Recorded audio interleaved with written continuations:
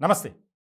Phone tapping కేసులో ఏ1గా ఉన్నటువంటి మాజీ ఐపీఎస్ అధికారి ప్రభాకర్ రావు మరికొద్ది రోజుల్లోనే హైదరాబాద్ రానున్నారు. ఇది చాలా కీలకమైనటువంటి పరిణామంగా ఒక చర్చ జరుగుతుంది. ఇప్పటికే ఈ కేసులో ఏ1గా ఆయన ఉన్నారు. నలుగురు పోలీస్ అధికారులు అరెస్ట్ అయి జైల్లో ఉన్నారు. ఇలాంటి సందర్భంలో లుకౌట్ నోటీస్కు స్పందన లేదు. రెడ్ కార్నర్ నోటీస్ జారీ చేసిన తర్వాత జరిగినటువంటి పరిణామం ఏంటంటే, ఆయనతో తన కుటుంబ సభ్యులు మాట్లాడారు. కొంతమంది పోలీస్ అధికారులు కూడా రావాలని ఆదేశాలు జారీ చేశారు. ఇలాంటి సందర్భంలో ఆయన వస్తున్నట్లు అధికారులకు కూడా వెల్లడించారు. రెడ్ కార్నర్ నోటీస్ ఇష్యూ చేసిన తర్వాత రాకపోతే పరిణామాలు ఏ విధంగా ఉంటాయనేది కూడా వివరించినట్లు మనకి తెలుస్తుంది. చాలా ముఖ్యమైనటువంటి అంశంగా మారింది.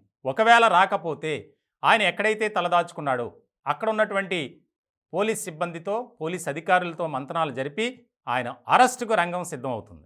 ఇది జరిగేది. ఇలాంటి సందర్భంలో ఆయన ఖచ్చితంగా మరికొద్ది రోజుల్లోనే రాబోతున్నారు.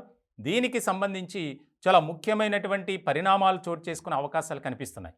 ఇప్పటికే ఈ కేసులో నలుగురు పోలీస్ అధికారులు అరెస్ట్ అయ్యారు. ప్రణీత్రావు, భుజంగరావు, తిరుపతన్న, రాధాకిషన్ రావు. అలాగే దాదాపు 200 మంది పోలీసుల్ని విచారించారు ఈ యొక్క ప్రత్యేకమైనటువంటి విచారణ బృందం. ఇలాంటి తరుణంలో ప్రభాకర్ రావు కనుక విచారణకు వస్తే చాలా కీలకమైనటువంటి పరిణామాలు చోటు చేసుకుంటాయి. అంతేకాదు అరెస్టులు కూడా జరుగుతాయి. అరెస్టుల సంఖ్య పెరుగుతుంది. దీనికి సంబంధించి ఇప్పటి వరకు చూస్తే గనక విచారణ జరుగుతూనే ఉంది. దానికి సంబంధించి పోలీస్ అధికారులు మాత్రమే అరెస్ట్ అయ్యారు. ఇలాంటి క్రమంలో గులాబీ నేతలపై అనేక రకాలుగా ఆరోపణలు వచ్చాయి.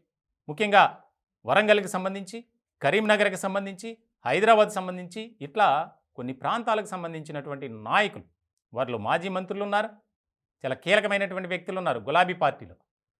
ఇటువంటి సందర్భంలో ఆయన వచ్చి నోరు విప్పితే ఖచ్చితమైనటువంటి సమాచారంతో అరెస్టుల సంఖ్య పెరుగుతుంది. ఎందుకనంటే ఆయన రాక కోసమే ఈ విచారణ బృందం అధికారులు వెయిట్ చేస్తున్నారు. చాలా ముఖ్యమైనటువంటి అంశం. ఇప్పటికే ఈ కేసులో అరెస్ట్ అయినటువంటి ఈ నలుగురు కూడా ప్రణీత్రావు, భుజంగరావు, తిరుపతన్న, రాధాకిషన్ రావు, ఈ నలుగురు ఇచ్చినటువంటి స్టేట్మెంట్ ఏదైతే ఉందో, మా ఉన్నతాధికారుల ఆదేశాల మేరకే మేము చేశాం. మొత్తానికి ఫోన్ ట్యాపింగ్ వ్యవహారాన్ని అడ్డుగా పెట్టుకొని వారి స్వలాభం కోసం పనిచేశారు. అలా కోట్లాది రూపాయలు వెనకేసుకున్నారు. అది నిర్ధారణలో తేలింది. వారు కూడా స్వయంగా ఒప్పుకున్నారు. ఇటువంటి సందర్భంలో ప్రభాకర్ రావు వచ్చి ఎవరు పేర్లు చెబుతారు? ఆయనకు ఆదేశాలు ఇచ్చింది ఎవరు? ఫోన్ ట్యాపింగ్ చేయించింది ఎవరు? చేయమని చెప్పింది ఎవరు? అలాగే వీరితో డబ్బులు వసూలు చేసి ఎక్కడికి పంపించారు? ఎవరెవరికి ముట్టాయి? ఈ వ్యవహారాలన్నీ ఆయన నోరు విప్పితేనే సమాధానంగా ఉంటుంది. ఇలాంటి సందర్భంలో అధికారులు వెయిట్ చేస్తున్నారు. ఆయన రాగానే ముందు అదుపులోకి తీసుకొని ఆయన విచారించి అరెస్ట్ కూడా చూపిస్తారు ఖచ్చితంగా.